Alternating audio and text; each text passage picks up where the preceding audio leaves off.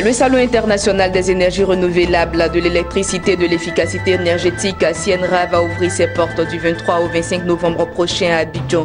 Une rencontre pour l'organisation de ce salon a eu lieu ce mardi entre l'Association ivoirienne des énergies renouvelables et de l'efficacité énergétique et l'Association patronale des entreprises électriques en Côte d'Ivoire.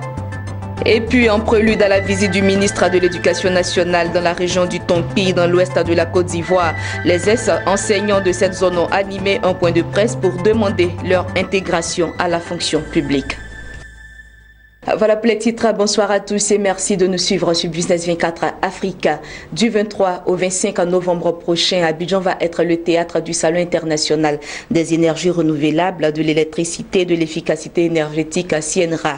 Ce salon va se tenir autour du thème énergie renouvelable, efficacité énergétique et préservation de l'environnement, une alternative à la précarité énergétique et un frein au réchauffement climatique. Une initiative de l'Association ivoirienne des énergies renouvelables et de l'efficacité énergétique et l'association patronale des entreprises du secteur électrique en Côte d'Ivoire. Ce mardi, s'est tenue une rencontre de travail entre Ivoiriens et Marocains pour définir l'appui du royaume chérifien dans l'organisation de cet événement. Lawani Babatunde. Après les finances, les BTP, les infrastructures et les PME, le secteur énergétique est à son tour touché par la coopération ivoiro-marocaine. Cette rencontre de travail entre experts ivoiriens et marocains vise à solliciter l'appui de la Cité de l'Atlas dans l'organisation prochaine du Salon international des énergies renouvelables, de l'électricité et de l'efficacité énergétique d'Abidjan. Un salon similaire est organisé dans le royaume chérifien depuis plusieurs années par la Fédération nationale de l'électricité et des énergies renouvelables, la FENILEC, une association qui regroupe les professionnels de l'électricité et des énergies renouvelables au Maroc. L'appui qu'on va apporter, étant donné qu'on a le Maroc a une grande avancée dans le domaine des énergies renouvelables, on va partager avec vous notre expérience d'une part.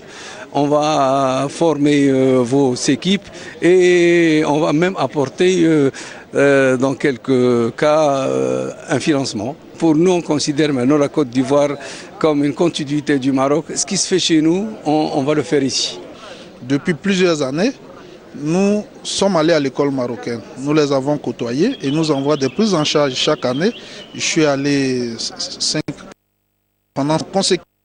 Et nous avons compris qu'il y avait une expertise à exporter. Donc c'est de dupliquer. C'est eux qui sont nos plus proches partenaires et qui sont les plus disposés.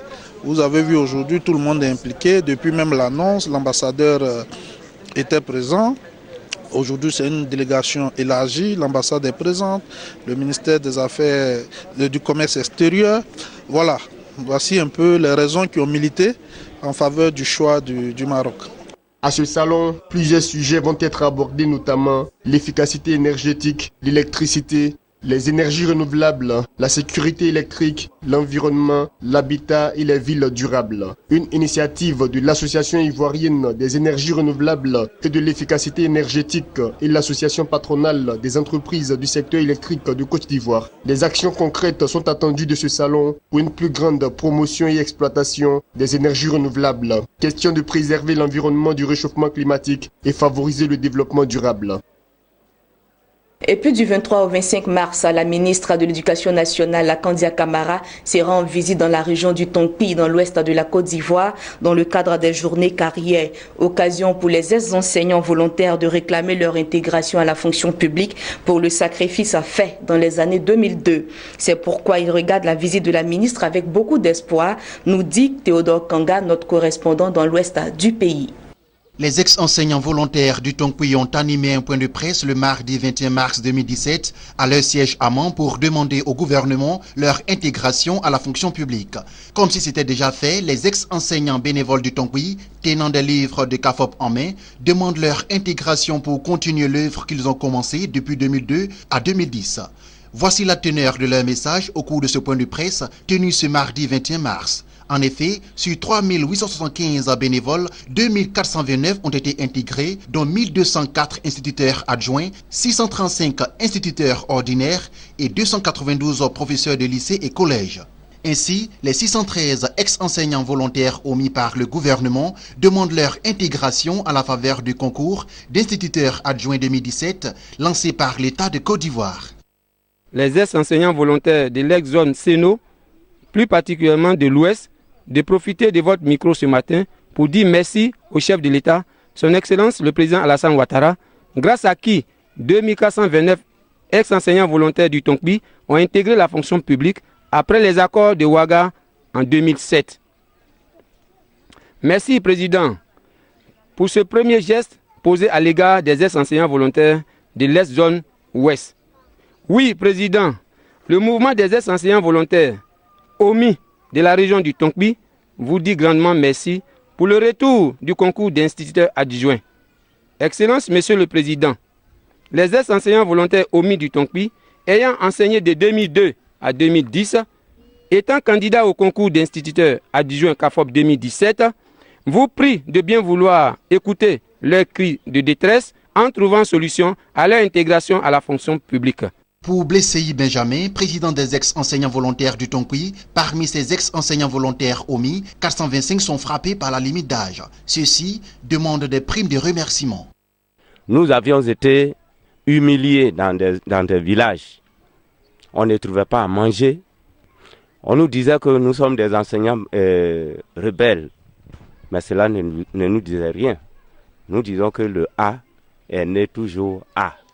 Les 26 lettres d'alphabet sont toujours les mêmes 26 lettres d'alphabet. Nous avions travaillé. Nous demandons de nous venir en aide, au moins avec des primes de remerciement. Kofi Francis, ex-enseignant volontaire, a au nom des ex-bénévoles candidats remercié le chef de l'État pour tous ceux qu'il a pu intégrer. Toutefois, il plaide pour les candidats omis au concours d'instituteurs adjoints. Cette doléance des ex-enseignants bénévoles de l'Ouest intervient au moment où la première responsable de l'éducation et de l'enseignement technique est attendue dans le Tonkpi du 23 au 25 mars prochain. Ils espèrent que la ministre Kandia Camara se prononce sur l'épineux problème d'intégration des ex-enseignants bénévoles omis.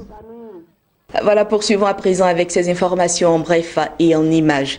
Le Libéria vient d'obtenir un financement de 42,48 millions de dollars pour le développement de son secteur énergétique. Ces fonds devraient servir à la mise en œuvre du projet Libéria d'efficience énergétique, avec notamment la mise en place de 13 000 connexions électriques qui vont intégrer plus de 65 000 personnes au réseau électrique. À terme, le projet ambitionne l'électrification de 200 000 Libériens et la construction de 46,1 km de lignes de transmission et 280 km de lignes de distribution. Et puis l'Union européenne va accorder une aide de 65 millions d'euros aux pays d'Afrique de l'Est touchés par la sécheresse, a annoncé le commissaire européen au développement Nivena Mimika. Sur cette enveloppe, 100 millions d'euros devraient être destinés au Soudan du Sud. 65 millions d'euros devraient servir à lutter contre la sécheresse en Somalie, en Éthiopie et au Kenya. Ce financement devrait permettre de satisfaire non seulement les besoins urgents de la population sud-soudanaise dans le pays et la région, mais aussi de soutenir les millions de personnes menacées de famine dans la corne de l'Afrique. Fin de ce journal. Merci de nous avoir suivis et bonne suite de programme sur Business 24 Africa.